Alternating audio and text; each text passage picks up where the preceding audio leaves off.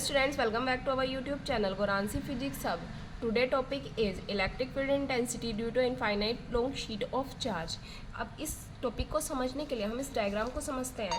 देखिए, हम एक चार्ज प्लेन शीट कंसीडर करेंगे और इसमें पॉइंट P पर हमें इलेक्ट्रिक फील्ड फाइंड आउट करनी है.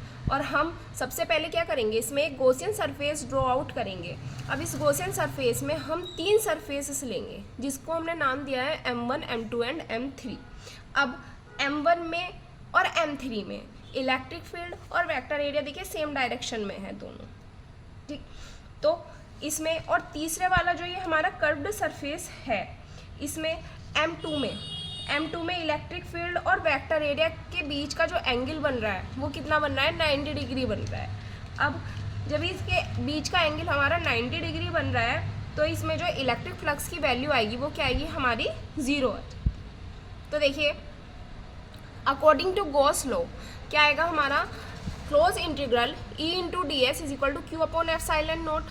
अब हमारे पास हमने कितनी सरफेस ली थी, यहाँ पर 3 सरफेसेस ली थी, M1, M2 और M3.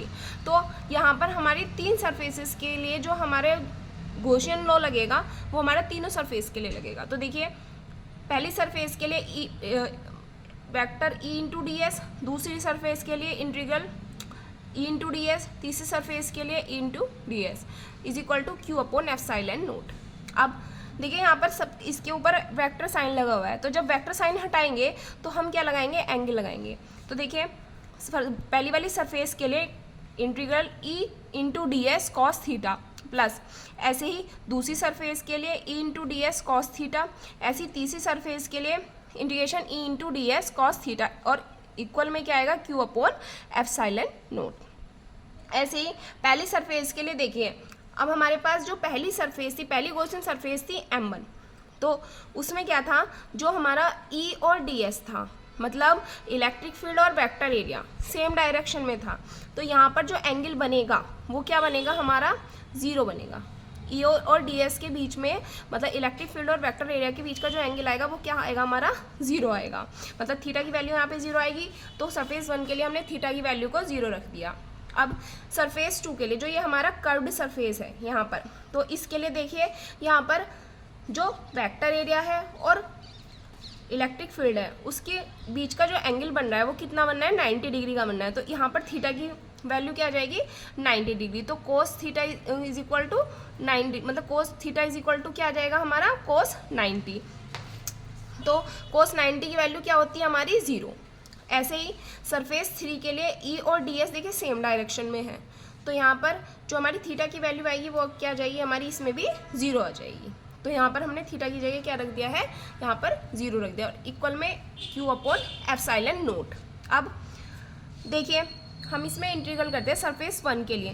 कोस 0 क्या होता है, 1 होता है, तो E बाहर आ जाएगा, सरफेस 1 अंदर बचेगा DS प्लस दूसरे वाले के लिए इंटीग्रेशन, दूसरे वाले सरफेस के लिए 2. अब देखिए, E यहाँ पर है, DS फिर हमने एज इट इज ऐसे लिख दिया. कोस 90 की वैल्यू जो होती है वो क्या होती है हमारी, 0 होती है.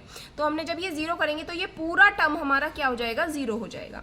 ऐसे ही अब सरफेस 3 के लिए E बाहर आ जाएगा और इंटीग्रेशन तीसरे सरफेस के लिए है, तो DS और कोस 0 की वैल्यू 1 है. तो पॉइंट जब हमारी 1 से मल्टीपल होगी DS की तो वैल्यू क्या आएगी, DS ही आएगी, is equal to Q upon epsilon naught. अब देखिए, सरफेस 1 के लिए जब हम देखते हैं, अब हमारे पास वैल्यू कौन कौन सी बची है, हमारे पास एक तो सरफेस 1 बचा है, एक सरफेस 3 वाली बची है. क्यों, जो हमारी सरफेस 2 वाली वैल्यू थी वो तो हमारी 0 होगी, क्योंकि कोस 90 की वैल्यू क्या थी, 0, तो इसलिए पूरा टर्म हमारा यहाँ पर 0 हो गया. तो हमारे पास बचा सरफेस 1 वाला E surface integration DS plus surface 3 वाला बचा E integration DS is equal to Q upon epsilon naught. अब देखिए, ये क्या है, हमारा एरिया वेक्टर है, मतलब area vector is equal to A.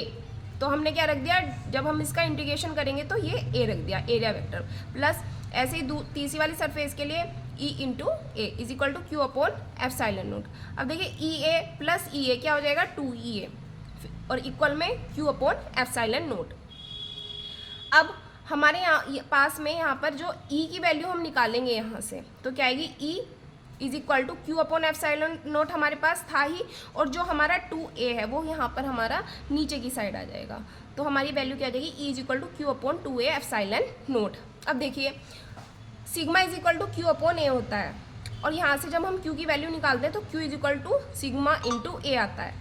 तो ऐसे ही यहाँ पर जब क्यू की वैल्यू सिग्मा इंटू ए है तो हम क्या रख देंगे, इसमें रख देंगे यहाँ पर क्यू की जगह, तो E is equal to sigma into A upon 2a epsilon naught. देखिए ए से ए कैंसिल आउट हो गया, अब हमारे पास क्या वैल्यू बची, E is equal to sigma upon 2 epsilon naught. Thank you.